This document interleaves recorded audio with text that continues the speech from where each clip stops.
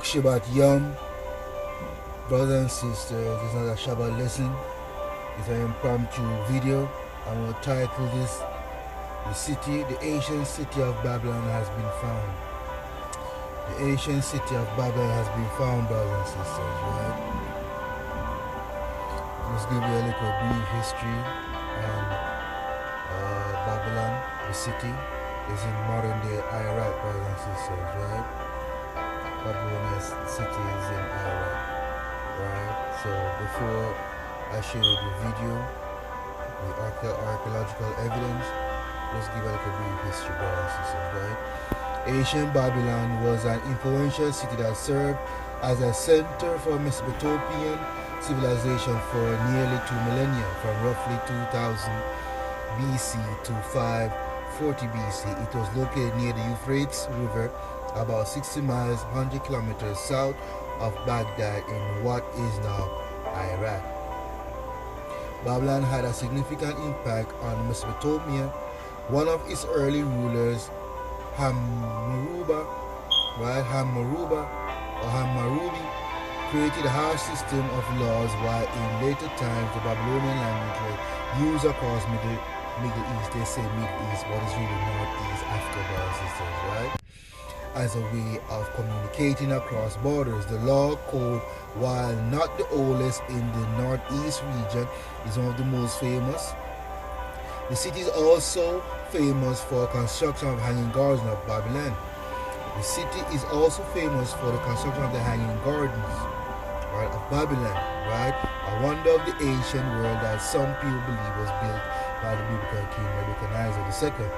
The ancient scientists who lived in Babylon made important discoveries in mathematics, physics, and astronomy. Among their many accomplishments, they developed trigonometry, used mathematical models to track Jupiter, and developed methods of tracking time that are still used today. Ancient Babylonian records are still used by modern day astronomers. Right, brothers and sisters? Archaeologically, little is known about the early history of Babylon. Ancient records suggest that more than 4,000 years ago, at a time when the city of Ur in what is now southern Iraq was the center of an empire, Babylon was a provisional administration center and was part of Ur's empires, wrote historian Gwendolyn Lake in her book The Babylonians and Introductions, right? Routledge 2002.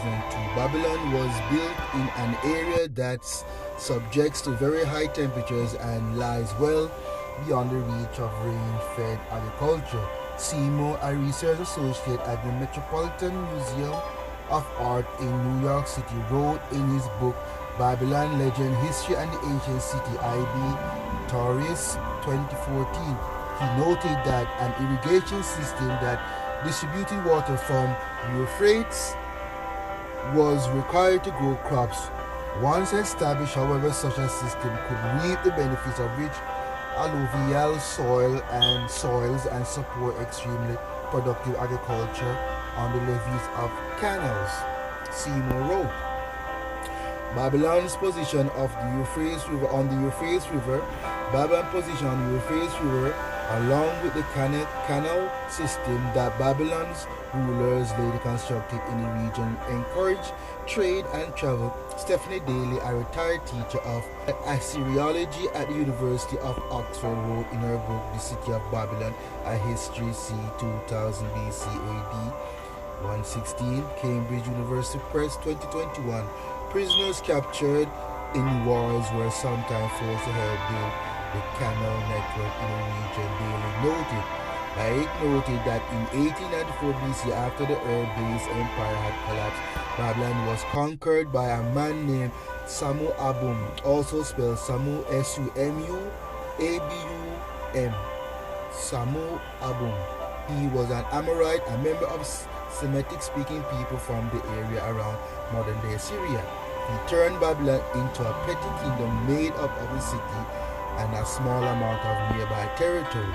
Babylon remained this way until 60s later. A man named Hammurabi, right, 1792 BC to 1750 BC, ascended the throne. He had a major impact on the city's fortune and transform this one small kingdom into a great empire. If you look at the screen, brothers and sisters, see a map of Hammurabi, right? Hammurabi. That's his empire right here, brothers and sisters, right? I touched on during a little brief introductory history of the city of Babylon, right, brothers and sisters. As you can see on the screen right here, you see an image, right, of the captives of Babylon. As you can clearly see, they are black people. You can see the afro, right, and the locks, right, the little dot that represent the locks or the woolly of their hair. As you can see, brothers and sisters, you got the headband around their head, right? You see also a child in between the adults and the Babylonian soldier right behind them, right? It clears there, brothers and sisters, right? We were the captives of Babylon, you see. Here's some more images, brothers and sisters, leading us in the procession. Again, the Babylonian soldier behind us, right? Leading our people, ethnic Israel, into Babylon captivity.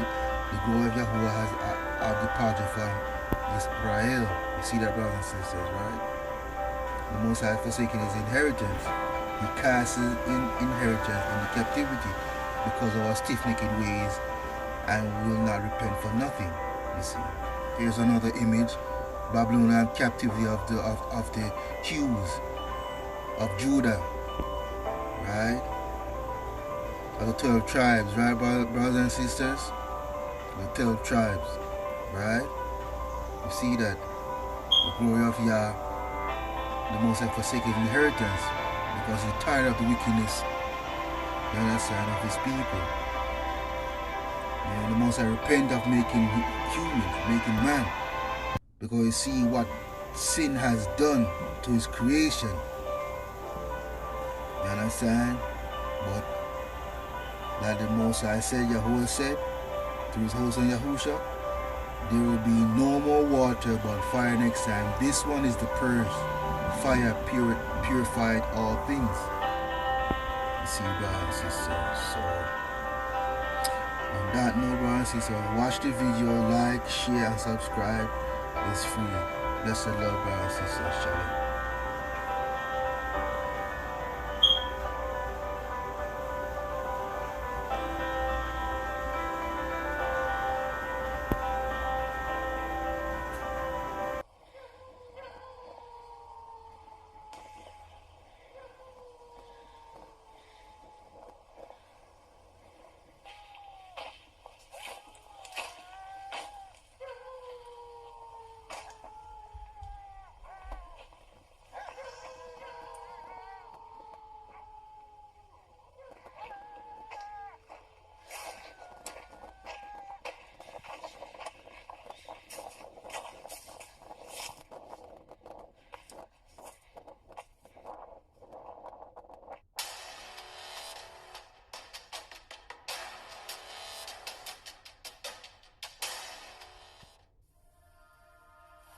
Lion of Babylon.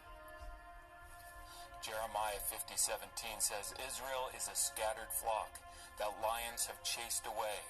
The last to crush their bones was Nebuchadnezzar, king of Babylon.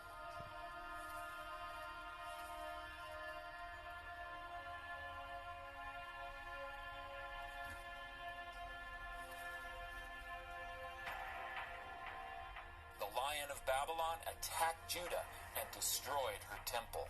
So Jeremiah declared, the Lord our God has taken vengeance for his temple. Therefore repay her for her deeds. Do to her as she has done. Because of the Lord's anger, she will not be inhabited, but will be completely desolate. Now, being familiar with the prophecies in the Bible against Babylon, as a Christian and as an archaeologist, I've always wanted to visit the site. I've tried for many years, but have not been able to get a visa until recently. God opened that door, and I was able to make the right connection and get a special visa that allowed me to get into Iraq and go to the site of Babylon. And what I want to do in this video is try to show you what I saw, try to show you what the city of Babylon looks like today.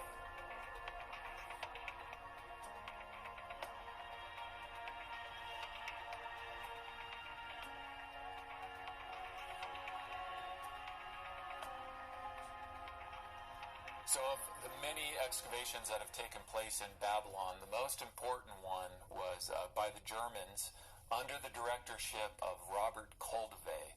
And these excavations took place from 1899 to 1917. And one thing that they really studied in these excavations were the city walls. And so in their excavation report is a plan that shows the outline of the city walls and therefore the boundaries of ancient Babylon. And this is very valuable when we're asking the question, were the prophecies against Babylon fulfilled? Because the prophecies are spoken specifically to the walled city of Babylon. Therefore, anything inside of the city is part of the scope of those prophecies, and anything outside of that city is outside the scope of those prophecies. So what I'm going to attempt to do is use Koldewey's plan from his excavation report, showing the layout of the city, and then aerial footage to try to demonstrate to you the boundaries of the city and what ancient Babylon looks like today. This palace on top of an artificial hill was built by the former dictator of Iraq, Saddam Hussein. It is now abandoned. But for our purposes, it serves as a landmark that can be seen from different vantage points in this vast city. The red dot marks on Koldewey's plan where Saddam Hussein, much later in history, built his palace. Our first camera position is here, looking to the north.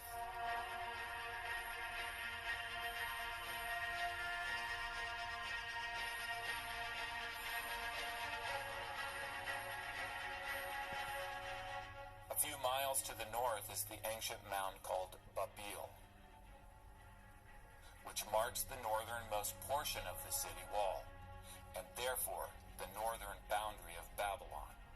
For our next camera position, we'll go to the mound of Babil and look back in the opposite direction. Below we see the mound of ruins of Babil. Sodom's palace can now be seen in the distance far to the south. Turning left, we are now looking southeast. Notice the nearby smokestack. From this vantage point, the ancient wall line of Babylon's eastern city wall can be seen. This is the eastern boundary of Babylon. For our next camera position, we'll go to the southeastern corner of Babylon, where the eastern wall line meets the southern wall line. The southeast corner of fortified Babylon is seen below, where again the city's southern wall line meets the eastern wall line.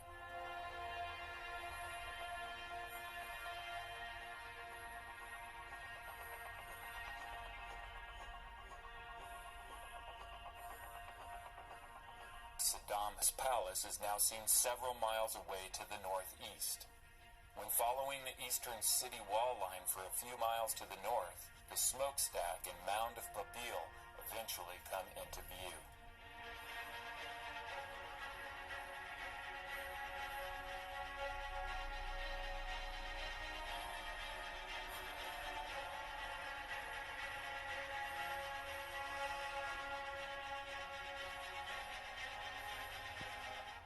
Our next camera position will be here, looking south.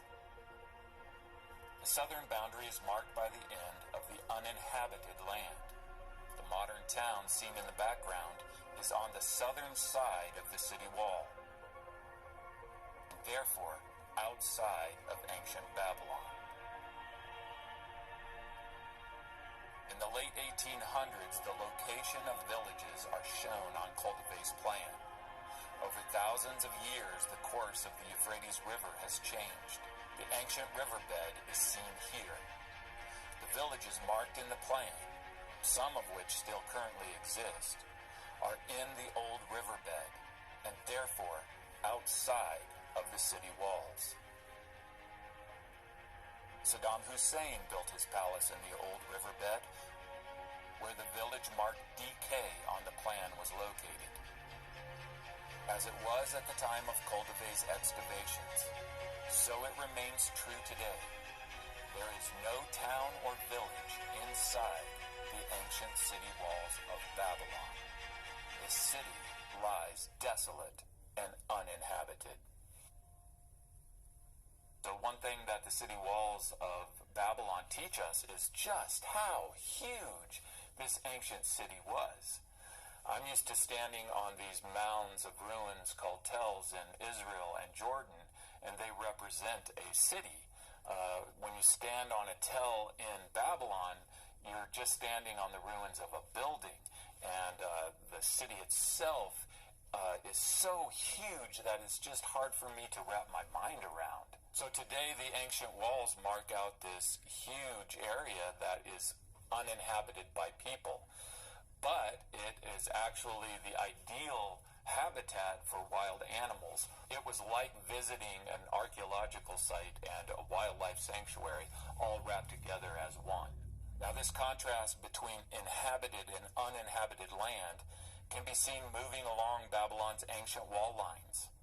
Notice that the houses where the people live are seen to the right, outside of the ancient city, and to the left, and therefore inside the ancient city, is uninhabited by people, but an ideal place for wild animals to live. Now, the city of Babylon became the most glorious during the reign of Nebuchadnezzar II, and this is the Nebuchadnezzar we read about in the Bible. He really is the one who made Babylon an empire and therefore brought in a lot of wealth and did a lot of building in the city. So a lot of the remains of the monumental buildings were built by him. So these are the ruins of Nebuchadnezzar, and this is where Saddam Hussein focused his restoration work. So we're in the palace area where a lot of building has taken place over many different generations, and so you have stamped onto bricks the builders of these various levels. And so anywhere else you do archaeology, you have to kind of guess who the builder is based on pottery and things like that. But here in Babylon, it's all stamped. The brickwork is stamped, and so here you see stamped brickwork, and these are from Saddam Hussein. So a lot of what you see in Babylon today is reconstruction by Saddam, and he did the same thing. He stamped the bricks that he was using to do the restorations. Here you can see, if you look at this wall, you can see the ancient bricks and then the restoration above it. Here is a brick that's stamped with Nebuchadnezzar. So it's important for me to point out that though Saddam Hussein did a lot of restoration work in and around the palace of Nebuchadnezzar, that does not mean that it's occupied. It's not occupied. It's just restoration work to the ruins themselves. Outside of the restoration work that Saddam Hussein did, the city all lies in the same desolation that it has for thousands of years. Moving along the line of the ancient processional way, we see Nebuchadnezzar's palace. What remains of the Ishtar Gate. Several temples to the gods and goddesses of Babylon. And far to the south, we have the sanctuary of Marduk. This is all that remains to be seen of the most important sanctuary that once dominated the city. The sanctuary of Marduk, whom the Babylonians believed to be the king of the gods, this sanctuary included two temples, a towering ziggurat and a lower temple which housed a huge golden statue of Marduk seated on a throne.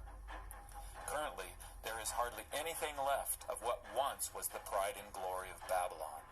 It truly remains to this very day a desolation.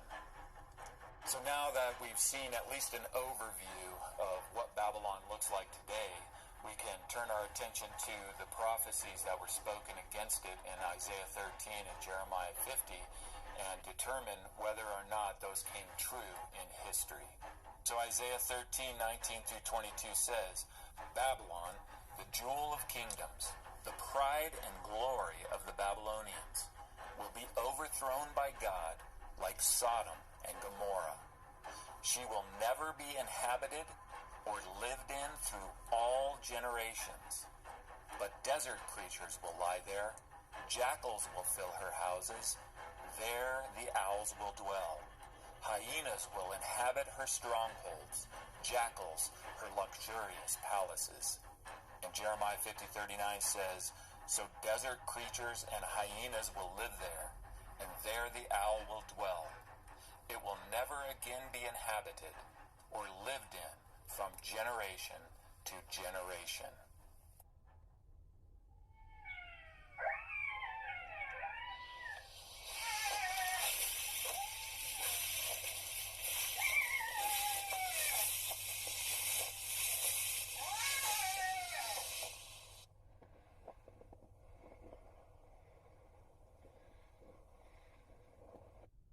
So we're here at the Temple of Marduk in Babylon, and one thing that I wanted to show you is, as we go here, you can see these are all wild animal tracks that are just zigzagging all across this ancient site and this huge area. Because it's abandoned, of course, it's just wild animals are living all over the place here. And you can just see where their tracks are just going all over the place here, and we saw some of them last night. This place is infested with wild animals. I'm following wild animal tracks.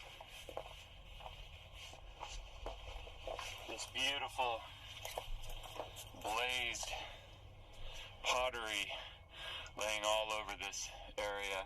This is where they uncovered a portion of the Temple of Marduk. Now, the reason you can't see any structures or anything is it's been abandoned for so long that the rain has washed all the sediment down from the top and from the sides and covered up everything that they had exposed during their excavations. I mean, you can see some dens up on the side of the hill up here from where all these animals lived. Look at all the smashed bricks. You can see the ones that have been burned with fire. So we're up on the mound of the Marduk temple area. The ziggurat remains are right out in front of us. And just laying around up here all over the place are bricks, of course. And then you see the stamp that are stamped on these. Here's another one here. See this stamp? In fact, I can see a star right there, which is means God. And so these stamp bricks, here's another one. These stamp bricks are laying all over the place here. What is this from?